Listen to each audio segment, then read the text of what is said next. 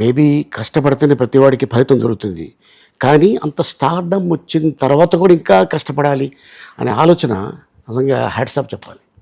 ఇప్పుడు కూడా still song షూటింగ్స్లో కానీ, ఫైట్ సీన్లప్పుడు కానీ, సీన్స్ చేస్తున్నప్పుడు కానీ ఉక్కబోస్తుంది, చిరాగ్గా ఉంది అని ఎప్పుడు ఫేస్లో కనిపించదు.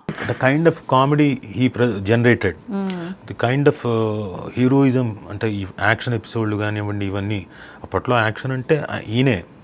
అలాగే డ్యాన్సులు, ద మోస్ట్ ఫిర్వులస్ కైండ్ ఆఫ్ డ్యాన్సులు అవన్నీ చేయాలంటే ఈయనే.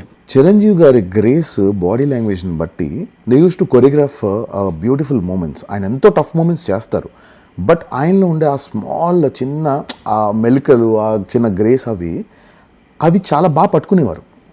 ఇప్పుడున్న హిప్ హాప్ స్టైల్ ఇవంతా అవసరం లేదు. నేనేం చెప్పానంటే చిరంజీవి గారి స్టైలే ఒక ఫార్మ్ ఆఫ్ డాన్స్ అంటున్నాను. చాలామంది కారణ జన్మలు మనకి పుస్తకాల్లో చదువుతూ ఉంటాం, సినిమాల్లో చూస్తూ ఉంటాం, కొంత తెలుసుకుంటాం, కొంత ఎవరైనా చెప్తే వింటాం.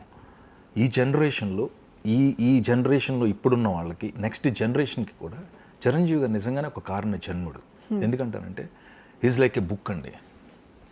ఒక పుస్తకాన్ని చదివేసిన తర్వాత పక్కన పాడేసే అంత మళ్ళీ చదవాలనిపించేలాంటి పుస్తకం చిరంజీవి గారు. రోజు వెళ్తే ఈ ఫ్యాన్స్ అందరికీ చెక్కులు రాస్తా ఉన్నారు, దగ్గర చాలా హ్యూజ్ అమౌంట్, 10-15 సంతకం పెడతా ఉన్నారు. ఏంటంటే దేవుడు ఇచ్చాడు మనకి, దాచుకునే ఉపయోగం ఉంది, ఇంకో ప్రాణానికి ఉపయోగపడుతుంది అన్నారు. ఇప్పుడు మరి ఆ సిసిసి అని పెట్టి ఆ రోజుని అందరి దగ్గర ఒక 7-8 కోట్లు, ఇంకా పెద్ద అమౌంట్, ఒక 3-4 months వర్కర్స్ అందరికి గ్రాసరీస్ ఇంటికే పంపించారు. నాన్న చల్లగా ఉండాలి, ఇంకా ఎన్నెన్నో జన్మదిన వేడుకలు జరుపుకోవాలి నాన్న, ఇంకా ఎన్నో డ్యాన్సులు వేయాలి, ఇంకా ఎన్నో సినిమాల్లో అన్న ఊహించని, అంటే అన్న ఇది చేయలేదే అని ఒకళ్ళ మనసులో ఏమున్నాయో మనకు తెలియదు. ఆ కోరికలన్నీ తీరాలి అన్నయ్య, ఎన్ని కోరికలు ఉన్నాయి అన్నీ. ఇక నేను వాటి పేర్లు అనకుండా అంటున్నాను. కోవిడ్ వచ్చినప్పుడు ఆయన చేసిన సేవలు మర్చిపోలేం. ఈ రోజుకి బ్లడ్ బ్యాంక్ ద్వారా కొన్ని లక్షల మంది ప్రాణాలు కాపాడారు. అలాగే నేత్రదానం చాలా, ఇక ఆయన గురించి వెళ్తే మేమే అన్నయ్యకి దిష్టి వెళ్ళినట్టు ఉంటుంది అనమాట. మా ఫ్రెండ్ వాళ్ళ తాలూకా ఆ పాప చిన్నప్పుడే వాళ్ళు ఎక్స్పైర్ అయిపోయింది అనమాట పాప. వాళ్ళు ఆర్గాన్ డొనేట్ చేశారనమాట. సార్ ప్రత్యేకించి వాళ్ళని ఓదార్చడానికి, అభినందించడానికి వచ్చారనమాట అండి. ఆ పేరెంట్స్ని, వాళ్ళు నాకు ఫ్యామిలీ ఫ్రెండ్సే.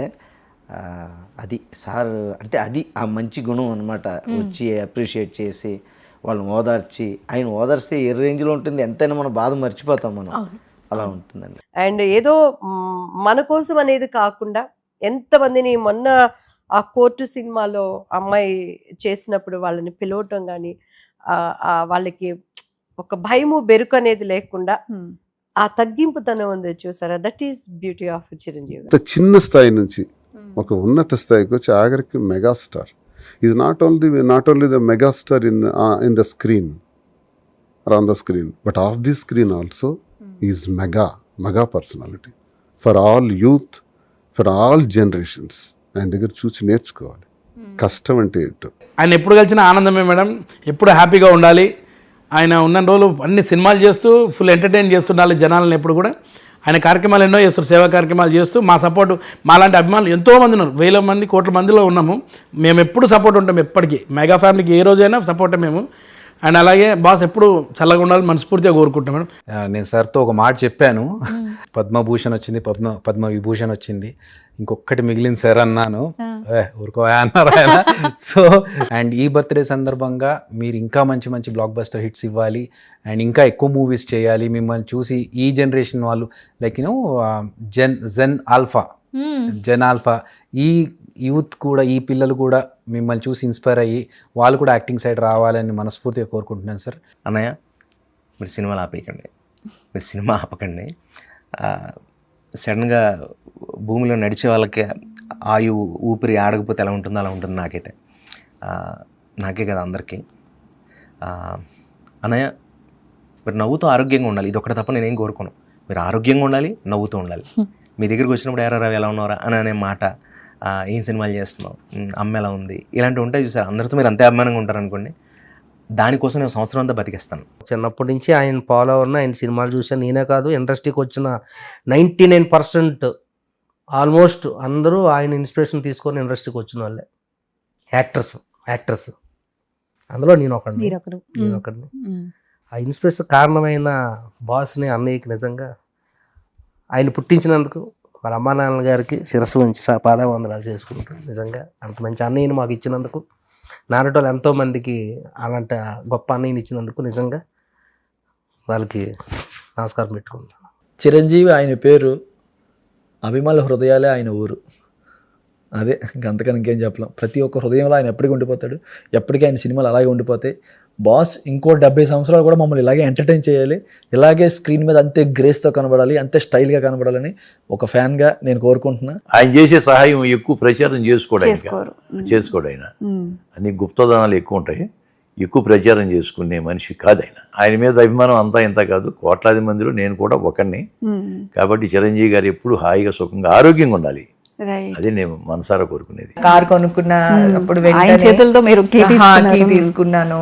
అసలు అంటే చిరంజీవి గారి ఇంటికి వెళ్తాను, నాకు తాంబూలం పెడతారు అనే నాకు తెలియదు. ఆ తెలియకుండా చిరంజీవి గారి మీద అభిమానంతో వచ్చాను. అమ్మకి ఎంత క్రెడిట్ ఉందో చిరంజీవి గారికి దానికంటే డబుల్ క్రెడిట్ ఉంది.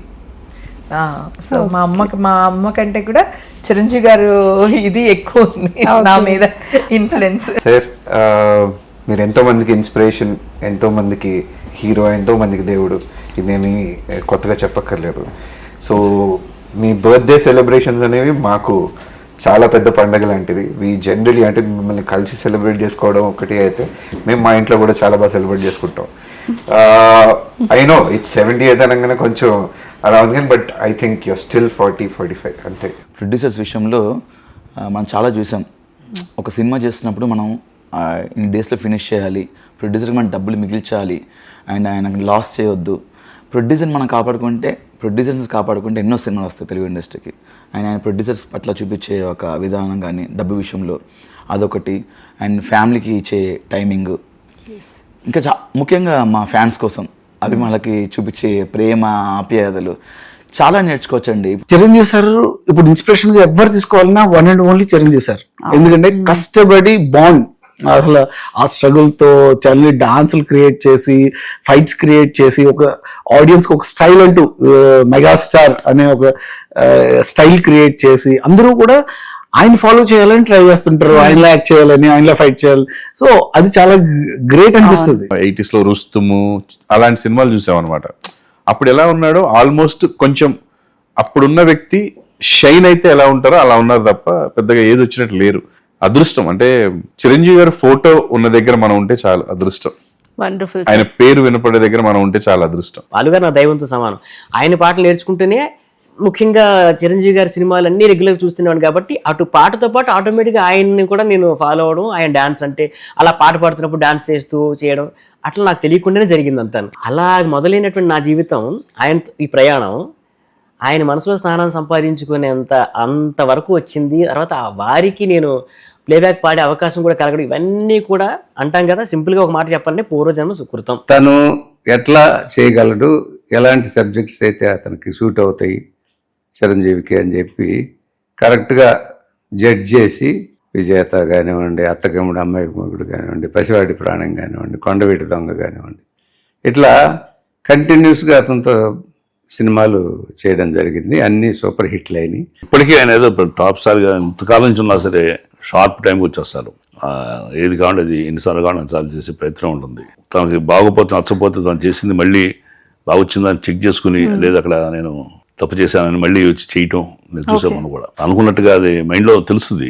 ఇక్కడ మనం ఒక పక్క చూసాము అనేది చిన్న చిన్న మిస్టేక్స్ ఉంటాయి కదా, ఇప్పటికీ ఆ పర్ఫెక్షన్ కోసం తాపత్రయపడటం జరుగుతుంది.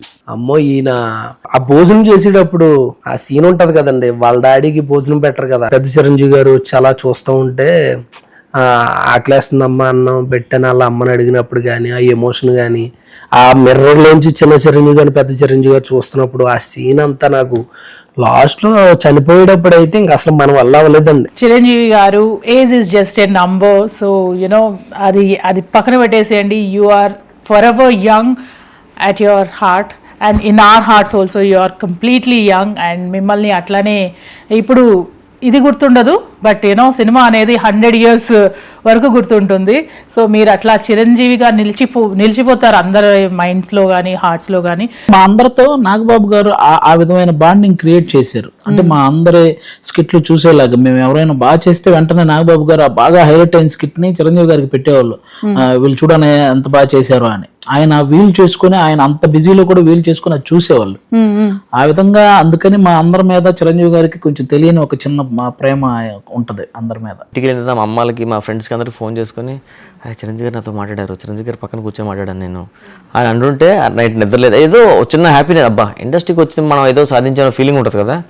అలాగా చిరంజీవి గారిని కలిసిన తర్వాత ఓ ఫీలింగ్ వచ్చింది, ఓ నేను కూడా ఒక సెలబ్రిటీనే, నేను కూడా ఏదో సాధించాను. అందుకనే చిరంజీవి గారు నన్ను పిలిచి మరి మాట్లాడారు చాలా జీవితంకి. నా చుట్టుపక్కల వాళ్ళందరూ చెప్పారు ఆయన గురించి, రామ్ చరణ్ గారి గురించి. సార్ చేసే తెలిస్తే రామ్ చరణ్ గారు ఏదో కుడి చేస్తూ చేస్తే ఎడం చేస్తూ తెలియకూడదు ఏదో అంటారు కదా, అలా ఉంటాయి ఆయనకి కూడా. ఆయన గురించి కూడా చాలా మంది చెప్పారు నాకు, నా చుట్టుపక్కల ఉండేవాళ్ళు. మా సద్దాం యాదమరాజు టీం ఉంది, వాళ్ళని ఇంటికి పిలిపించుకుని మరీ మాట్లాడారు రామ్ చరణ్ గారు కూడా. తండ్రికి తగ్గతనాయుడు ఆయన కూడా. వాళ్ళు బాగుండాలి, మంచి మంచి సినిమాలు చేయాలి. సినిమా ఫైట్స్ వెళ్ళితే అన్న ఇంటికి వెళ్ళి డిస్కషన్ చేసి ఇలా చేద్దాం అలా చేద్దాం. ప్రతి ఫైట్లో మేము అన్న దగ్గరికి వెళ్ళి చూపించా ఏం చేస్తాం అన్నమాట. ఇలాంటి మమ్మల్ని కూడా తమ్ముళ్ళలాగా ప్రేమగా ఇంటికి పిలిచి మాతో మాట్లాడి అన్న ఇంట్లో కూడా భోజనం చేసిన రోజు అలాంటి అదృష్టం మాకు దొరికినందుకు థ్యాంక్స్ గాడ్కి చెప్పాలి.